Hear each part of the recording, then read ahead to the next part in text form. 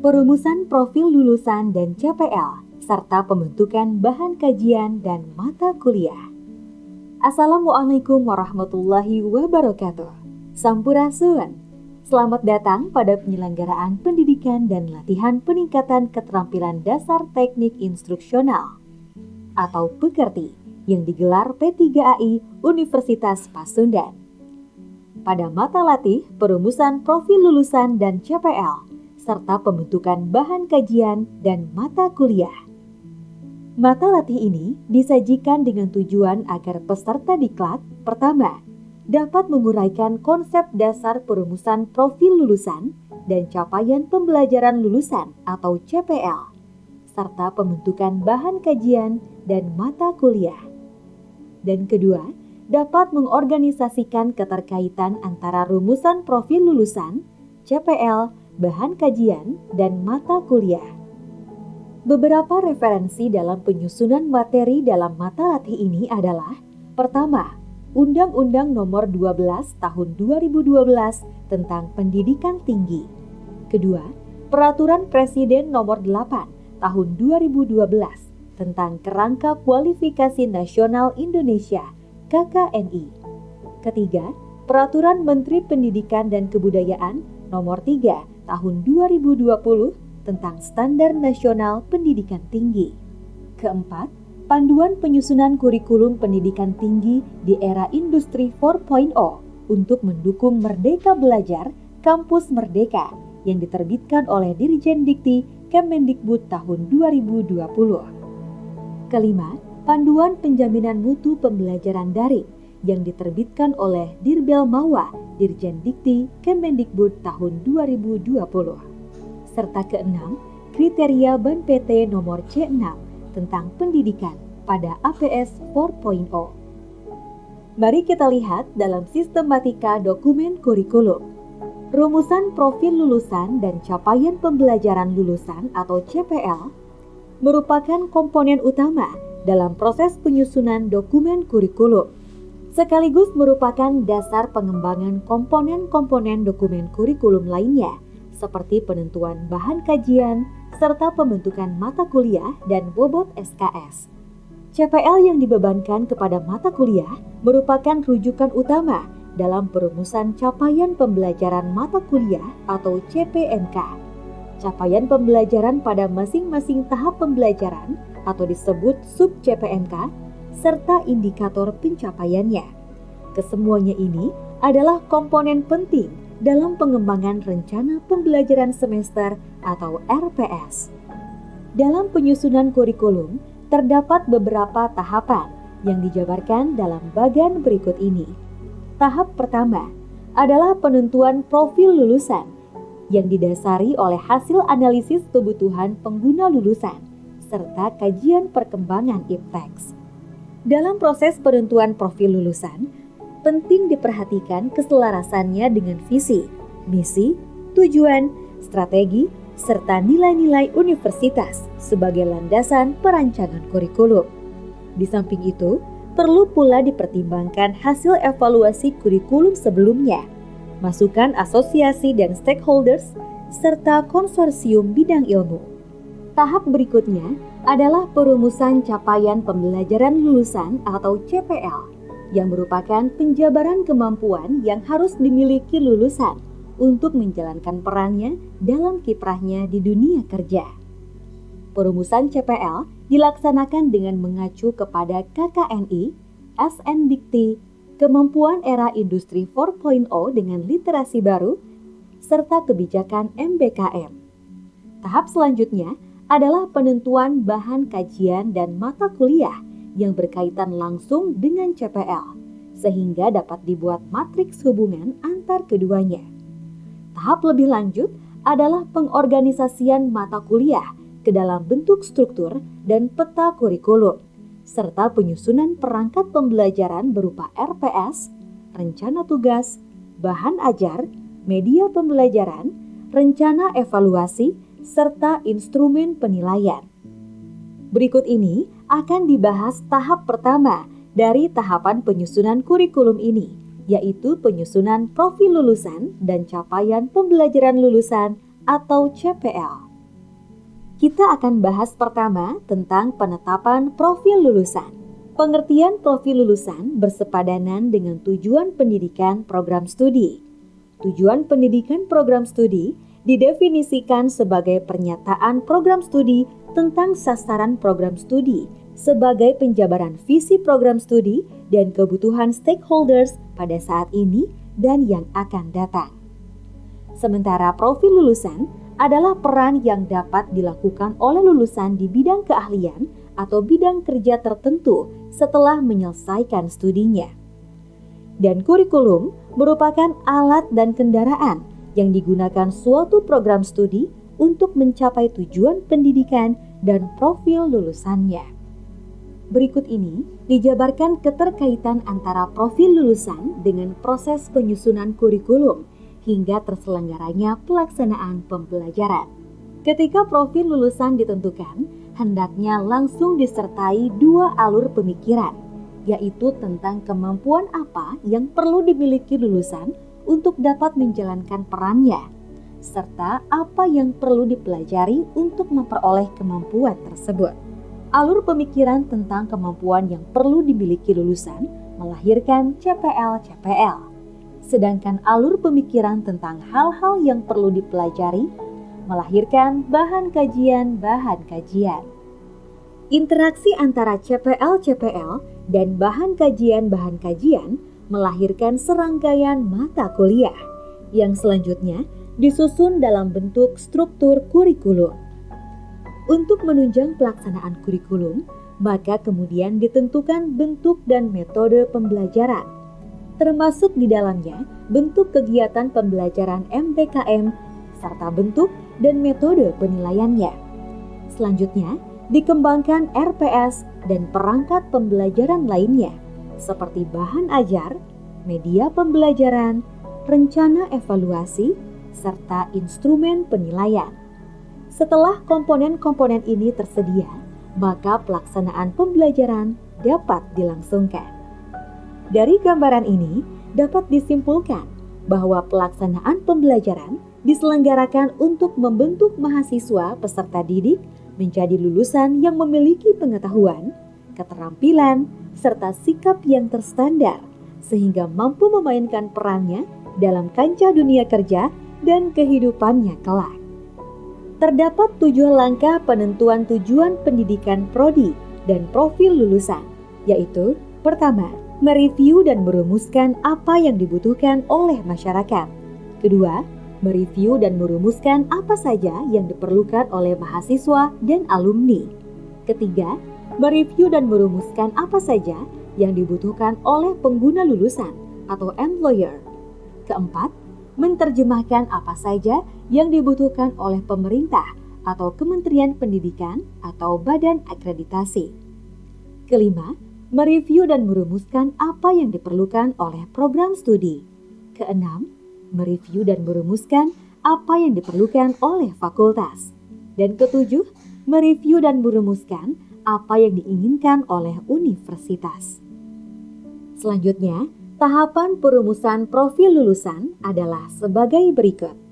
Pertama, buat tabel yang terdiri dari 2 kolom. Kolom pertama untuk profil lulusan dan kolom kedua untuk deskripsinya. Kedua, pada kolom profil lulusan, tuliskan peran yang dilakukan oleh lulusan di bidang keahlian atau bidang kerja tertentu setelah menyelesaikan studinya. Ketiga, pada kolom deskripsi, tuliskan deskripsi ruang lingkup kemampuan profil yang meliputi pengetahuan, keterampilan, dan sikap yang diperlukan untuk bidang pekerjaan tertentu sesuai dengan level KKNI. Berikut ini ditampilkan contoh profil lulusan sarjana pendidikan matematika dan deskripsinya. Mari kita lihat tentang perumusan capaian pembelajaran lulusan atau CPL menurut Permendikbud nomor 3 tahun 2020. Standar Nasional Pendidikan Tinggi (SNDikti) adalah satuan standar yang meliputi Standar Nasional Pendidikan ditambah dengan Standar Nasional Penelitian dan Standar Nasional Pengabdian kepada Masyarakat. Standar ini merupakan satu kesatuan yang tidak terpisahkan dalam pelaksanaan Tridharma perguruan tinggi. Standar nasional pendidikan adalah kriteria minimal tentang pembelajaran pada jenjang pendidikan tinggi di perguruan tinggi. Standar nasional penelitian adalah kriteria minimal tentang sistem penelitian pada perguruan tinggi. Dan standar nasional pengabdian kepada masyarakat adalah kriteria minimal tentang sistem pengabdian kepada masyarakat pada perguruan tinggi yang berlaku di seluruh wilayah hukum NKRI. Berikutnya, Standar Nasional Pendidikan sebagai komponen SNDikti terdiri dari 8 standar, yaitu pertama, standar kompetensi lulusan, kedua, standar isi pembelajaran, ketiga, standar proses pembelajaran, keempat, standar penilaian pembelajaran, kelima, standar dosen dan tenaga kependidikan, keenam, standar sarana dan prasarana pembelajaran, ketujuh, standar pengelolaan pembelajaran, dan kedelapan, standar pembiayaan pembelajaran. Kedelapan standar nasional pendidikan ini menjadi acuan dalam menyusun, menyelenggarakan, dan mengevaluasi kurikulum. 4 standar yang dibutuhkan, pertama merupakan standar-standar yang berkaitan langsung dengan penyelenggaraan pendidikan. Sedangkan 4 standar berikutnya merupakan standar-standar penunjang keberhasilan penyelenggaraan pendidikan dalam memenuhi standar nasional pendidikan tinggi untuk mencapai tujuan nasional pendidikan tinggi. Selanjutnya, kita akan bahas tentang standar kompetensi lulusan. Standar kompetensi lulusan (SKL) merupakan kriteria minimal tentang kualifikasi kemampuan lulusan yang mencakup sikap, pengetahuan, dan keterampilan yang dinyatakan dalam rumusan capaian pembelajaran lulusan atau CPL. SKL yang dinyatakan dalam rumusan CPL digunakan sebagai acuan utama pengembangan 7 standar nasional pendidikan lainnya. Untuk memenuhi standar proses pembelajaran, Kemendikbudristek RI mengeluarkan kebijakan Merdeka Belajar Kampus Merdeka yang salah satu programnya yaitu hak belajar 3 semester di luar program studi dalam 9 bentuk kegiatan pembelajaran, yaitu pertama, pertukaran pelajar, kedua, magang atau praktik kerja, ketiga, asistensi mengajar di satuan pendidikan, keempat, penelitian atau riset, kelima, proyek kemanusiaan, keenam, kegiatan kewirausahaan, ketujuh, studi atau proyek independen, kedelapan, membangun desa atau kuliah kerja nyata tematik, dan kesembilan, pelatihan militer atau bela negara atau military service. Seperti tercantum dalam standar BAN PT kriteria C64A-APS 4.0, capaian pembelajaran lulusan atau CPL program studi diturunkan dari profil lulusan mengacu pada hasil kesepakatan dengan asosiasi penyelenggara program studi sejenis dan organisasi profesi, memenuhi level KKNI serta dimutakhirkan setiap 4-5 tahun sesuai perkembangan ipteks dan kebutuhan pengguna. CPL Prodi dirumuskan dengan mengacu pada SNDikti dan deskriptor jenjang kualifikasi KKNI sesuai dengan jenjang pendidikannya. CPL terdiri dari unsur sikap, keterampilan umum, keterampilan khusus, dan pengetahuan. Berikut dijabarkan masing-masing unsur tersebut. Sikap merupakan perilaku benar dan berbudaya sebagai hasil dari internalisasi dan aktualisasi nilai dan norma yang tercermin dalam kehidupan spiritual dan sosial melalui proses pembelajaran, pengalaman kerja mahasiswa, penelitian, dan atau pengabdian kepada masyarakat yang terkait pembelajaran. Keterampilan umum merupakan kemampuan kerja umum yang wajib dimiliki oleh setiap lulusan dalam rangka menjamin kesetaraan kemampuan lulusan sesuai tingkat program dan jenis pendidikan tinggi. Pengetahuan merupakan penguasaan konsep, teori, metode, dan atau falsafah bidang ilmu tertentu secara sistematis yang diperoleh melalui penalaran dalam proses pembelajaran, pengalaman kerja mahasiswa, penelitian, dan atau pengabdian kepada masyarakat yang terkait pembelajaran. Keterampilan khusus adalah kemampuan kerja khusus yang wajib dimiliki oleh setiap lulusan sesuai dengan bidang keilmuan program studi. Unsur sikap dan keterampilan umum mengacu pada SN Dikti sebagai standar minimal yang bisa dilihat pada rumusan sikap dan rumusan keterampilan umum dalam lampiran Permendikbud nomor 3 tahun 2020 yang memungkinkan ditambah oleh program studi untuk memberi ciri lulusan perguruan tingginya. Sedangkan unsur keterampilan khusus dan pengetahuan dirumuskan dengan mengacu pada Deskriptor Kerangka Kualifikasi Nasional Indonesia atau KKNI sesuai dengan jenjang pendidikannya.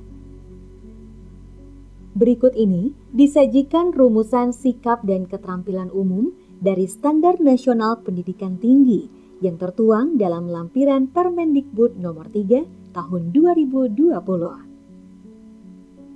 Kerangka Kualifikasi Nasional Indonesia yang selanjutnya disingkat KKNI adalah kerangka penjenjangan kualifikasi kompetensi yang dapat menyandingkan, menyertakan, dan mengintegrasikan antara bidang pendidikan dan bidang pelatihan kerja serta pengalaman kerja dalam rangka pemberian pengakuan kompetensi kerja sesuai dengan struktur pekerjaan di berbagai sektor. KKNI diatur dalam Peraturan Presiden Republik Indonesia Nomor 8 Tahun 2012. Prinsip dasar yang dikembangkan dalam KKNI adalah menilai unjuk kerja seseorang dalam aspek-aspek keilmuan, keahlian, dan keterampilan sesuai dengan capaian pembelajaran atau learning outcomes yang diperoleh melalui proses pendidikan, pelatihan, atau pengalaman yang telah dilampauinya yang setara dengan deskriptor kualifikasi untuk suatu jenjang tertentu. Peraturan Presiden Republik Indonesia Nomor 8 Tahun 2012 menjelaskan bahwa KKNI terdiri atas 9 jenjang kualifikasi, dimulai dari jenjang 1 sebagai jenjang terendah sampai dengan jenjang 9 sebagai jenjang tertinggi. Jenjang kualifikasi adalah tingkat capaian pembelajaran yang disepakati secara nasional, disusun berdasarkan ukuran hasil pendidikan dan atau pelatihan yang diperoleh melalui pendidikan formal, non-formal, informal, atau pengalaman kerja. Penyetaraan capaian pembelajaran yang dihasilkan melalui pendidikan dengan jenjang kualifikasi pada KKNI terdiri dari: pertama, lulusan pendidikan dasar setara dengan jenjang 1.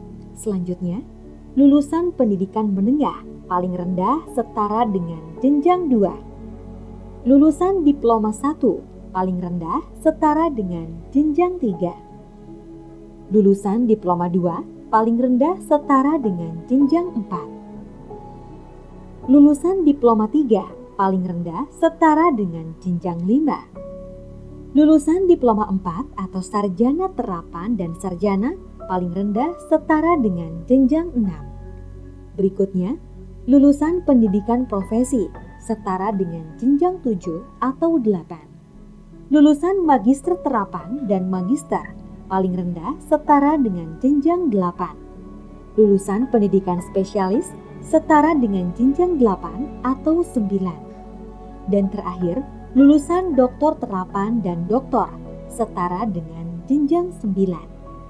Kesembilan jenjang kualifikasi dalam KKNI memuat deskriptor-deskriptor yang menjelaskan kemampuan di bidang kerja, lingkup kerja berdasarkan pengetahuan yang dikuasai, dan kemampuan manajerial.